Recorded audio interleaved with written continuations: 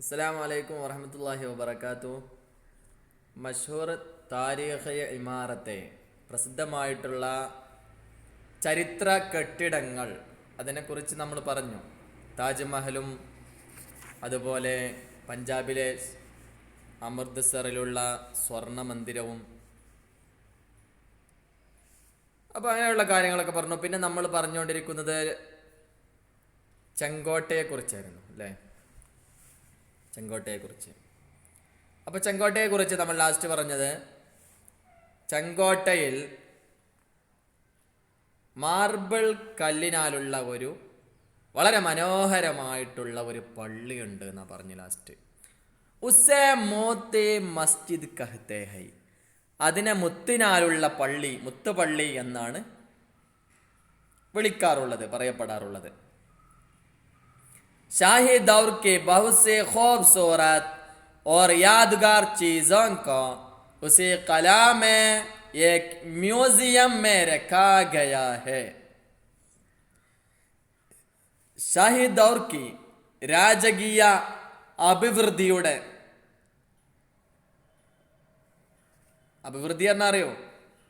ക്ഷേമം, ഐശ്വര്യം, നല്ല ഒരു അവസ്ഥ, അതിനാണ് നമ്മൾ അഭിവൃദ്ധി അറിയാം. അപ്പോൾ രാജകീയമായിട്ടുള്ള, രാജാക്കന്മാരല്ലേ, അപ്പോൾ രാജകീയമായിട്ടുള്ള ആ ഒരു അഭിവൃദ്ധിയുടെ ബഹുസി ഖൂബ്സൂറത്ത്, വളരെയധികം മനോഹരമായ और यादगार चीज़ों को उसी कला में एक म्यूजियम में रखा गया है.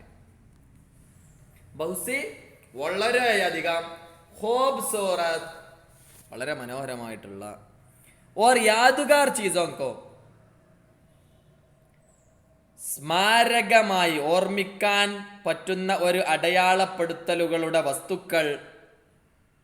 ശരിക്കും യാദ്ഗാർ എന്ന് പറഞ്ഞാൽ ഓർമ്മിക്കാനുള്ള അടയാളം അല്ലെങ്കിൽ സ്മാരകം എന്നൊക്കെ പറയാം. അതാണ് യാദ്ഗാർ എന്ന് പറഞ്ഞാൽ. അപ്പോൾ യാദ്ഗാർ ചീസോക്കോ, സ്മരിക്കാനുള്ള ഒരുപാട് വസ്തുക്കളെ അല്ലെങ്കിൽ ഓർമ്മിക്കാനുള്ള ഒരു അടയാളമായിട്ട് ഒരുപാട് വസ്തുക്കളെ ഉസി കലാമേ, ആ ഒരു കോട്ടയിൽ ഏക്ക് മ്യൂസിയം മേ രഖാ ഗയാ ഹേ, ഒരു മ്യൂസിയത്തിൽ വെക്കപ്പെട്ടിട്ടുണ്ട്. അപ്പോൾ ഒരു മ്യൂസിയത്തിൽ ഒരുപാട് ഓർമ്മിക്കപ്പെടേണ്ട വസ്തുക്കള് വെക്കപ്പെട്ടിട്ടുണ്ട്.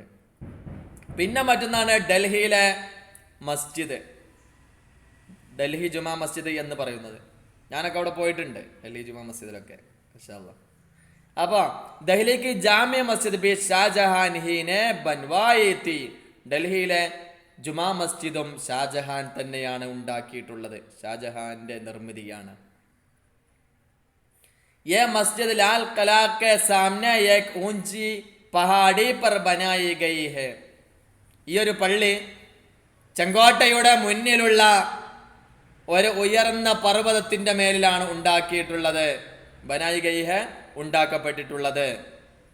ചെങ്കോട്ടയുടെ മുമ്പിലുള്ള ഒരു ഉയർന്ന പർവ്വതത്തിന് മുകളിലാണ്, ഉയർന്ന പർവ്വതത്തിലാണ് ഇത് കുടികൊള്ളുന്നത്, ഉണ്ടാക്കപ്പെട്ടിട്ടുള്ളത്.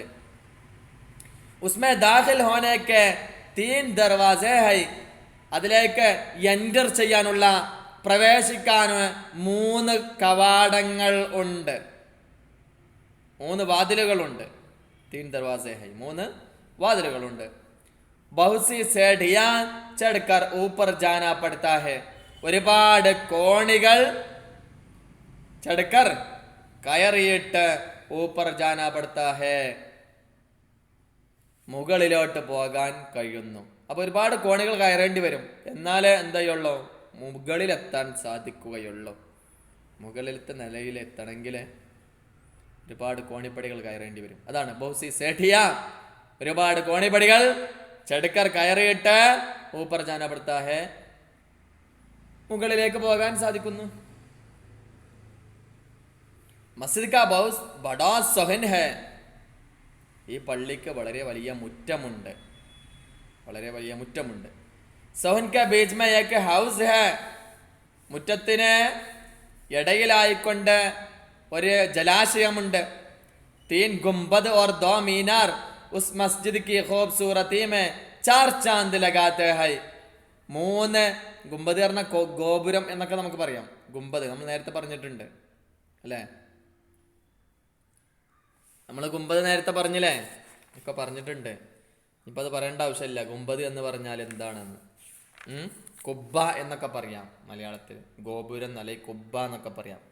അപ്പൊ 3 കുബ്ബകളും 2 മിനാരങ്ങളും ആ പള്ളിയുടെ ഉസ് മസ്ജിദ്ക്ക്, ആ പള്ളിയുടെ ഖൂബ്സൂറതീമേ മനോഹാരിതയാകുന്ന, അതിന്റെ മനോഹരമാക്കുന്ന പ്രക്രിയയിൽ ചാർ ചാന്ദ് ലഗാത്തെ ഹൈ.